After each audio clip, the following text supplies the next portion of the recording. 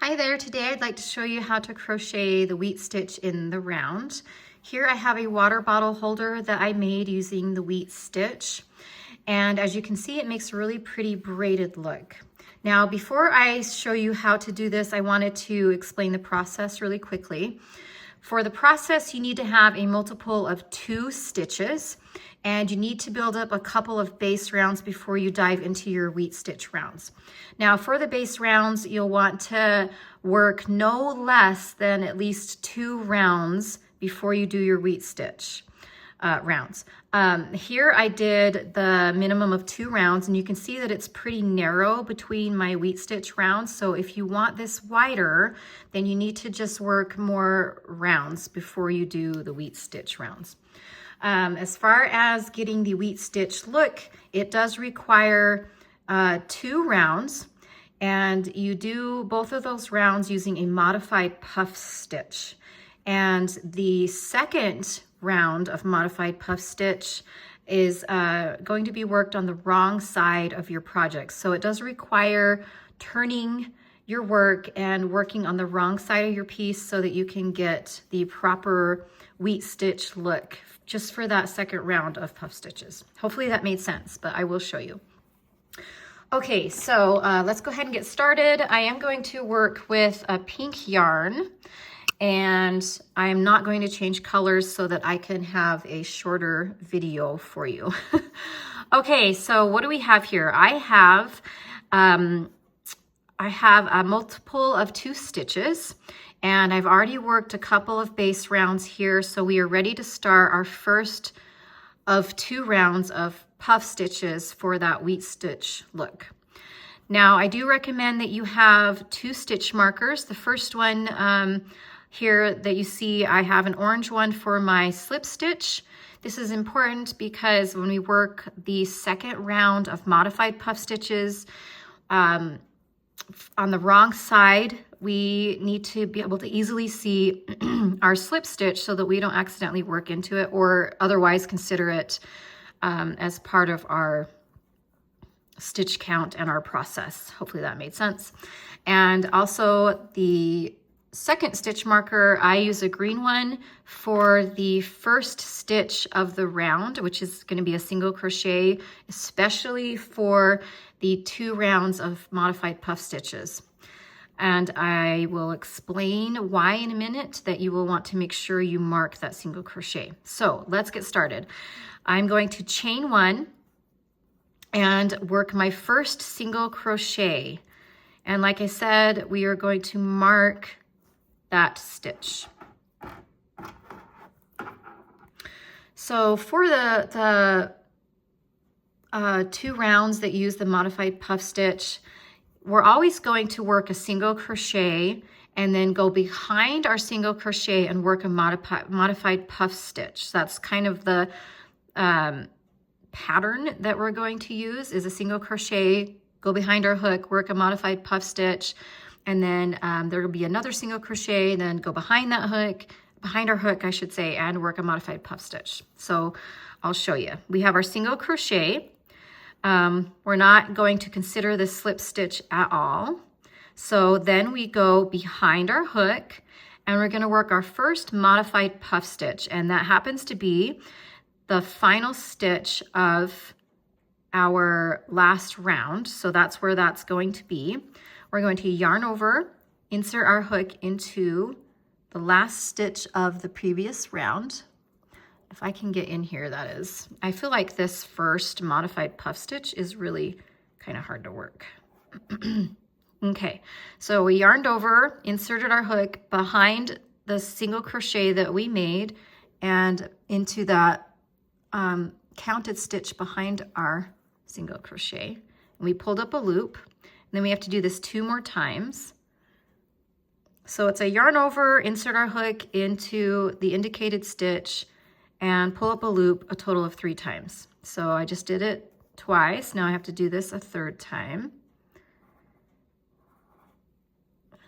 Okay, and there we go. Okay, now we should have 7 loops on our hook, and then we're going to yarn over and pull a loop through 6 loops on our hook, or if it's easier for you to remember, you just need to yarn over and pull through all but 1 loop on your hook.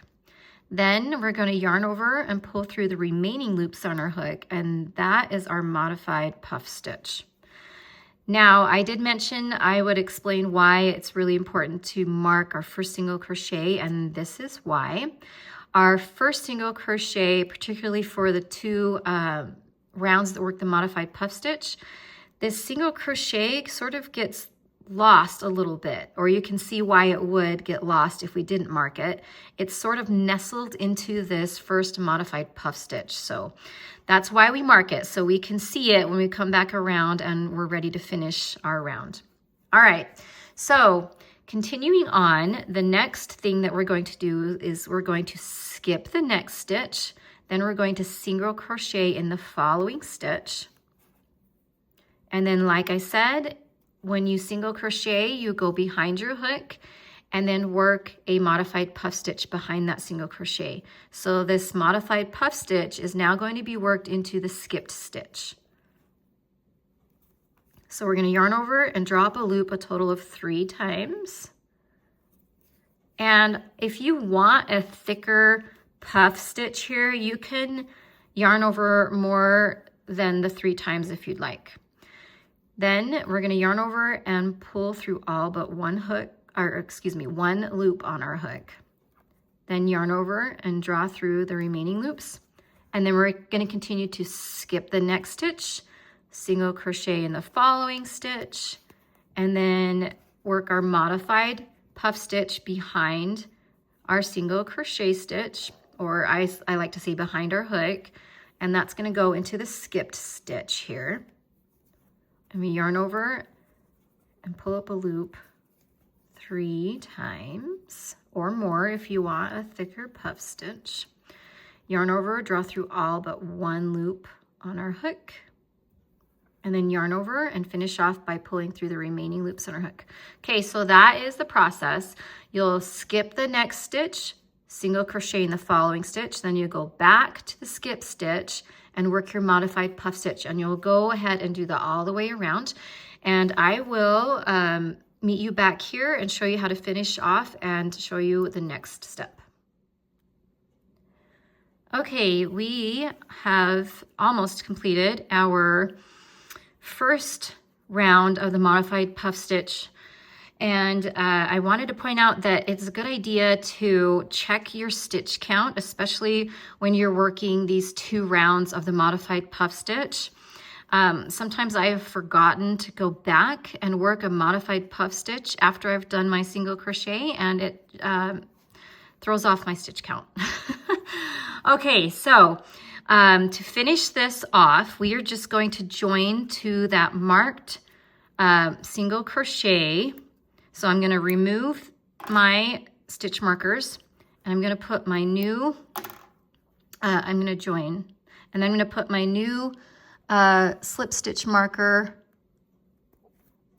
I'm going to put my slip stitch marker back in this new slip stitch, is what I was trying to say. Okay, so this goes back here. There we go. Okay, so now we have finished 1 of 2 rounds of modified puff stitch for our wheat stitch look. So to complete the wheat stitch look, we need to do this second round. And the second round has to happen on the wrong side of our piece. So we need to turn. So I'm going to chain 1, and I'm going to rotate, and now the wrong side is facing. And we're going to do the same thing. So we're going to work a single crochet, go behind our hook and do our modified puff stitch. And then after that, we can do the skip a stitch, do the single crochet, go back, do a modified puff stitch, so on and so forth, like we did on our last round. So we need to find this first single crochet and do our first single crochet for this round.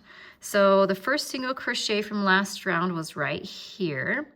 So if we just turn this around, we know that we can place our first single crochet right here. And then we need to make sure that we mark it again. I can't seem to get through there. There we go. Oh, where's my, okay, so mark that single crochet, that first one, super important. If I can get my stitch marker to cooperate with me here. Okay, now we got to do that first modified puff stitch and go behind our single crochet or behind our hook. And that happens to be our first modified puff stitch from the last round. So we're going to place a modified puff stitch into the first modified puff stitch from the last round. So we're going to yarn over and insert our hook into that stitch and drop a loop. And then we'll do this 2 more times.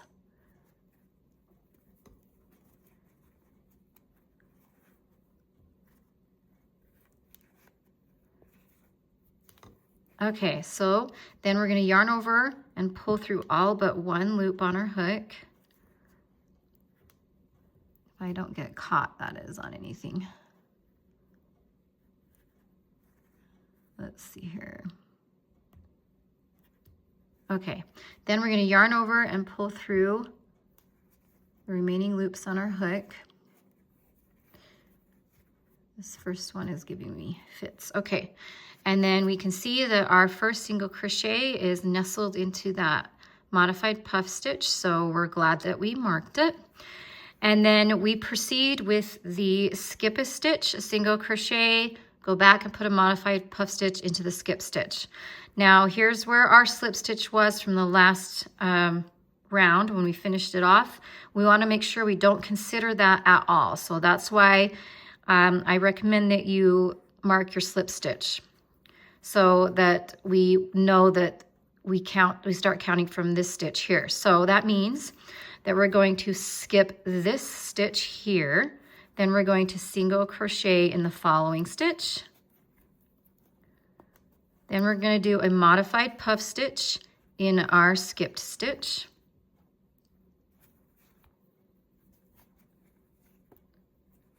Oops.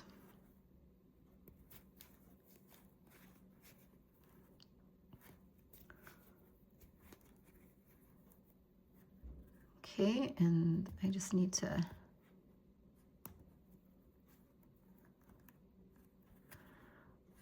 okay, let's see. I need these 2 loops. This is not cooperating very well with me. But anyway, so you would pull through remaining loops on your hook like we've been doing.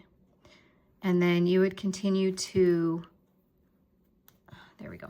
Then you would continue to skip the next stitch, single crochet here, go back, do your modified puff stitch in that skip stitch, and you'll go do that all the way around. And then I will meet you back here so we can finish this off, and then I'll explain what to do next. Okay, so we are almost done with the second round of modified puff stitches to complete our wheat stitch look. I have already removed my slip stitch marker, and I am just going to go ahead and join to our first single crochet to complete this round. And then I'm gonna continue to mark my slip stitch, because I like to quickly be able to tell where my slip stitch is. So I'm going to go ahead and put that in there. All right, so then the next thing to do is to turn your work and go back to working your base rounds, whatever stitch you chose for that and however many rounds you chose for that, remembering the minimum is 2. And then you'll just work on the right side of your project. The only time you need to do the wrong side and to turn is when you're doing that second round of modified puff stitches. So you can stay on the right side of your work other than that. And when I did my water bottle holder, I went ahead and I did the back loop only. Oops, I'm trying to skip my slip stitch here. But anyway, remember to skip that slip stitch. You don't want to work into it. But you can work in the single, under both loops like usual here, or you can do the back loop like I did for my water bottle holder. Whatever you want to do to add a little extra texture you can do that. But just remember to check your stitch count from time to time and make sure that it's where it should be. And remember to always skip over that slip stitch. Don't consider it for any of what you're doing. Okay, I hope that helps. After you do your base rounds, go back and do the 2 rounds of puff stitches. Again, I know I've said it a lot, but again, making sure that the second round of puff stitches you turn and just do the wrong side, and then you can go back to doing right side for a while.